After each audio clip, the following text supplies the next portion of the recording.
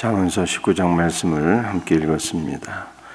2절 말씀을 제가 다시 한번 더 읽어드립니다. 지식 없는 소원은 선하지 못하고 발이 급한 사람은 잘못 가느니라. 지식이 없는 소원이 선하지 못하다라고 말씀하고 있습니다. 소원이라는 것은 마음에 이루어지기를 사모하는 어떠한 것을 가리키겠죠. 그러나 또 다른 번역을 보게 되면 열정을 가리키는 거예요. 열정. 우리의 마음의 소원 또는 열정을 가리키는 것입니다. 우리의 마음속에 어떤 소원이 있습니다. 또는 이루고자 하는 열정이 있습니다. 그런데 이 모든 우리의 소원과 열정이 무엇에 기초해야 된다는 뜻입니까? 지식, 곧 하나님의 말씀에 기초하지 않으면 안 된다라고 하는 것을 성경에 말씀하고 있어요. 우리가 이것을 사도 바울에게서 잘 깨달을 수가 있습니다. 사도 바울은 그가 살아계신 하나님 예수 그리스도를 만나기 전에는 큰 열정이 있었는데요. 그의 열정이 어떠한 열정이었습니까? 하나님을 위한다는 명목으로 예수 그리스도를 핍박하고 교회를 핍박하고 복음을 핍박하는 삶을 살았습니다. 아무도 그의 열정을 따라올 수가 없었어요. 그로 인해서 성도들은 고통을 당하고 교회는 큰 환난을 경험해야 했습니다. 주님을 위한다고 착각했지만 사실은 그것은 예수 그리스도를 대적하는 일이었고 인간적인 열정이었고 목적이 잘못된 것이었습니다. 잘못된 열정이었지만 그것이 잘못된 줄을 몰랐어요. 그것이 하나님을 위한다는 것으로 착각하게 되었습니다. 참 지식이 없었기 때문입니다. 이러한 바울이 참 지식을 얻게 되죠. 살아계신 하나님 주 예수 그리스도를 만나게 됩니다. 이제까지 자기가 가졌던 모든 열정이 잘못된 것을 깨닫게 되고 돌이키게 되고 회개하게 되고 이제 바르게 주님을 위해서 그가 쓰임받는 일꾼이 되는 것입니다. 비로소 바른 목적을 갖게 된 것이죠. 참 지식이 있게 될 때 살아계신 주 예수 그리스도를 만나고 그분의 말씀을 통해서 참 지식을 우리가 소유하게 될 때 우리는 바른 목적도 가질 수가 있고 바른 열정도 가질 수가 있는 것입니다. 그러므로 지식에 근거하지 아니하는 말씀에 근거하지 아니한 것은 모든 것이 가증하고 헛되고 죄악됨을 우리들에게 보여주고 있어요. 우리의 열정도 가증한 거예요. 열정도 무엇에 기초해야 돼요? 말씀에 기초해야 되고 살아계신 주님을 만나야 되는 것이고 주님께서 부어주시는 은혜 가운데 주님의 열정으로 우리가 사역을 해야 되는 것이죠. 참 말씀이 있게 될 때 바른 목적, 바른 열정을 소유할 수가 있는 것입니다. 성경은 기도도 그렇다고 이렇게 말씀하고 있어요. 잠언서 28장 9절 말씀을 보게 되면 율법을 듣지 아니하면 그의 기도도 가증하니라 이렇게 말씀하고 있습니다. 말씀이 없는 열정도 잘못된 것이고 말씀이 없는 기도도 잘못된 거래요. 하나님의 말씀이 없으면 잘못된 소원을 갖게 되는 것이죠. 잘못된 기도를 하게 되는 거예요. 나의 탐심을 채우기 위한 수단으로서 기도를 이용하는 것입니다. 주 예수의 이름으로 기도하지만 주 예수의 이름을 나의 탐심을 채우기 위한 수단과 도구로 사용하는 것이죠. 이러한 기도는 전혀 성경적인 것이 아닌 것입니다. 나의 탐심을 잔뜩 늘어놓고 마무리용으로 주 예수의 이름을 사용하는 것은 성경적인 기도가 아닌 거예요. 주 예수의 영광을 위하여 기도하는 것이고, 주 예수의 나라를 위해서 기도하는 것이고, 모든 것이 주님의 영광, 주님의 나라를 위한 것이 되어야 되는 것이죠. 우리에게 참된 지식이 없으면 이처럼 기도도 가증하다라고 하는 것을 말씀하고 있어요. 19장 2절도 동일한 말씀입니다. 발이 급한 사람은 잘못 가느니라 라고 말씀하고 있어요. 무엇을 이루기 위하여 급히 걸어가는, 어떠한 목적을 위하여 급히 걸어가는 사람의 모습을 보여주고 있습니다. 열정이죠. 일을 이루기 위한 열정, 목적을 이루기 위한 열정이 있지만, 그러나 그 사람에게 참 지식이 없으면, 말씀이 없으면 그것이 잘못된 길로 가게 된다는 거예요. 그러므로 사랑하는 성도들이요, 말씀이 있어야 돼요. 말씀이 있게 될 때 바른 목적도 갖게 되고, 말씀이 있게 될 때 바른 소원도 갖게 되고, 말씀이 있게 될 때 바른 열정도 갖게 되고, 주님 앞에 쓰임받는 일꾼이 되는 것입니다. 11절 말씀을 보시겠습니다. 노하기를 더디하는 것이 사람의 슬기요, 허물을 용서하는 것이 자기의 영광이니라. 허물을 용서하는 것이 자기의 영광이라, 이렇게 말씀하고 있습니다. 무슨 뜻일까요? 여기 허물은 죄 중에서도 너무나도 큰 죄를 가리키고 있어요. 하나님 앞에 짓는 반역죄요, 원죄요. 또 죄를 지어도 알지 못하고 지은 죄가 아니라 고의적으로 지은 죄. 죄도 경중이 있는데 중한 죄인 것입니다. 그런데 이러한 중한 죄를 용서하는 것이 영광이래요. 여러분들, 용서한다는 것은 그냥 지나간다, 건너간다 이 뜻이에요. 하나님의 은혜를 보여주고 있는 거예요. 우리가 하나님 앞에 반역죄를 짓고 우리가 하나님 앞에 중한 죄를 지었는데, 여러분들, 반역죄라고 하는 것은 왕이신 하나님의 왕권을 인정하지 않고 내 멋대로 내 고집대로 살아가는 것이, 이것이 반역죄의 원죄인 것입니다. 우리가 하나님 앞에 이와 같이 중한 죄를 지었는데 우리 하나님께서 어떻게 하셔요? 우리 하나님께서 그리스도의 보혈로서 우리의 허물을 다 덮으시고 우리의 허물을 간과하시며 우리의 허물을 지나가시는 거예요.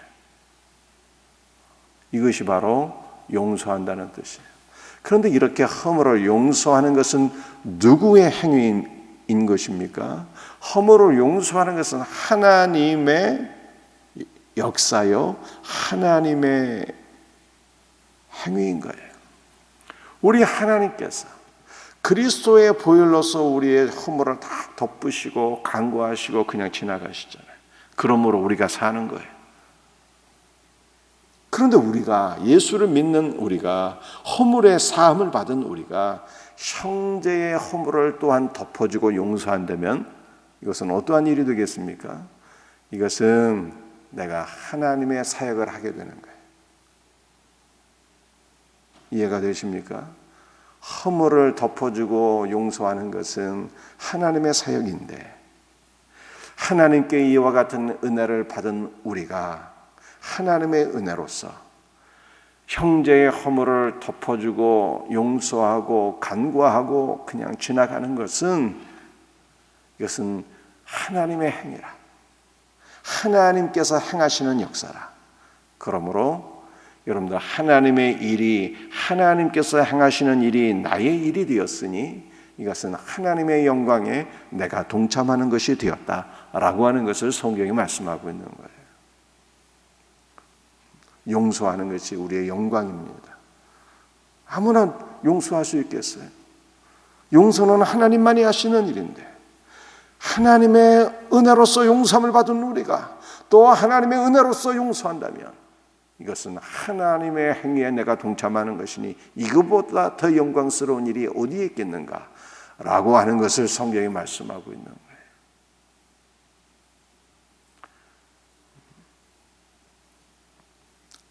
이 용서는 어디서부터 시작되어야 되는 것입니까?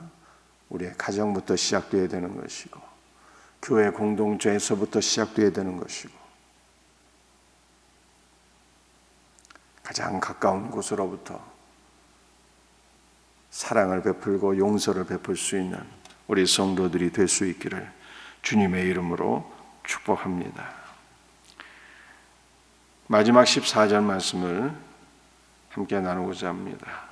집과 재물은 조상에게서 상속하거니와 슬기로운 아들은 여호와께로서 말미암느니라.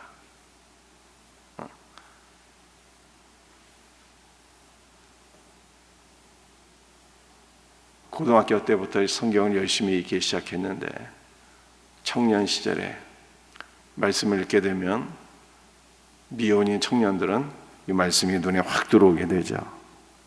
집과 재물은 조상에게서 상속하거니와 슬기로운 아내는 여호와께로서 말미암느니라.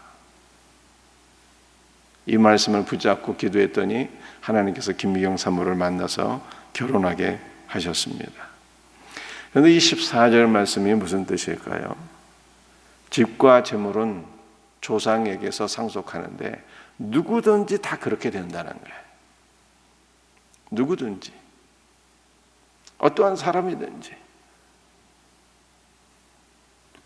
조상, 즉 부모님으로부터 집과 재물을 다 상속받는데 특별한 예외가 없어요. 부모님이 재산이 있는 경우는 다 자녀들이 부모의 재산을 물려받게 된다라고 하는 뜻입니다. 그런데 슬기로운 아내는, 이게 원문을 보게 되면 출처가 보다 더 명확하게 표시되어 있는 거예요. 슬기로운 아내는 오직 여호와께로서 온다는 거예요. 오직 여호와께 은혜를 받은 자만이 슬기로운 아내를 얻는다는 뜻입니다. 좀 이게 대비가 되는 거예요. 집과 재물은 누구든지 어떤 사람이든지 조상에게로부터 다 상속을 받게 되는데 슬기로운 아내는 그렇지 않은 거예요. 오직 여호와께로부터 은총을 받은 사람만 슬기로운 아내를 얻게 된다라고 하는 그러한 뜻입니다. 여러분도 우리가 이 말씀을 붙잡고 우리 자녀들을 위해서 기도해야 되겠죠.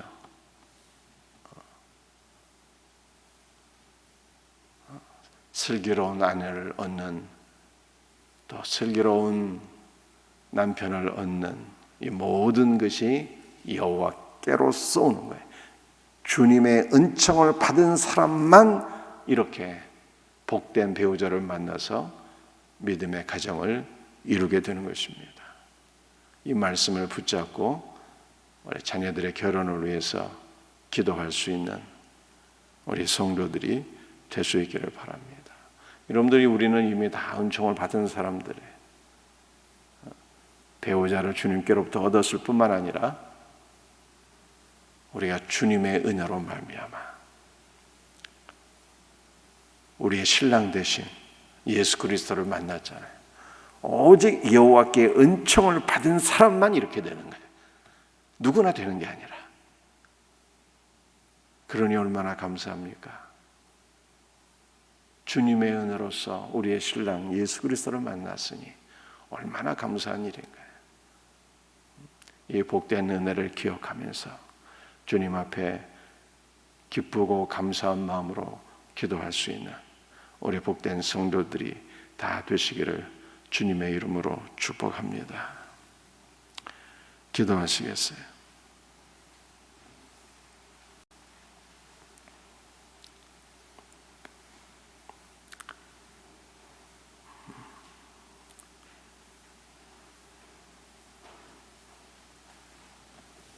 아버지 하나님, 감사와 찬송과 영광을 돌려드립니다.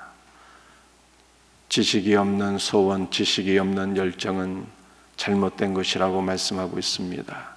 말씀 가운데 살아계신 하나님을 만나게 하옵시고, 말씀 가운데 올바른 목적도 소원도 열정을 가질 수 있도록 은총을 베풀어 주시옵기를 간절히 기도합니다.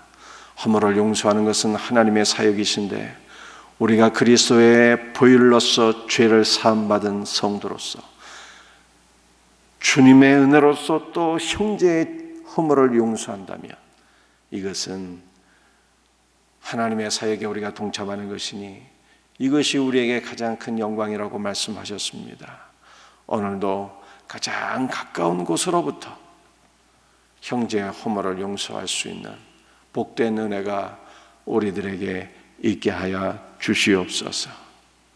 집과 재물은 누구나 상속을 받지만 오직 여호와께 은총을 받은 사람만 슬기로운 아내를 얻는다고 말씀하셨습니다. 주 예수님, 우리는 여호와께로부터 은총을 받아서 우리의 신랑 되신 예수 그리스도를 만나서 복된 삶을 살게 되었사오니 너무나도 기쁘고 감사하며 모든 찬송과 영광을 주님 앞에 돌려드립니다. 이 감사의 마음으로 오늘도 주님 앞에 나가게 하시고 또 이 말씀을 붙잡고 자녀들을 위해서 기도하며 응답받는 복된 성도들이 되게 하여 주옵소서.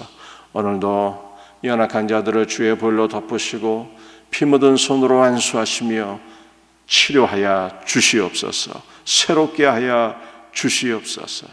새벽전이 부흥되기를 간절히 기도합니다. 주일 예배가 부흥되기를 간절히 기도합니다. 주일학교가 부흥되기를 간절히 기도합니다. 특별히 어린이 세례주일을 통해서 주일학교 각 부서에 영적 갱신이 일어날 수 있도록 주님 도와주옵소서.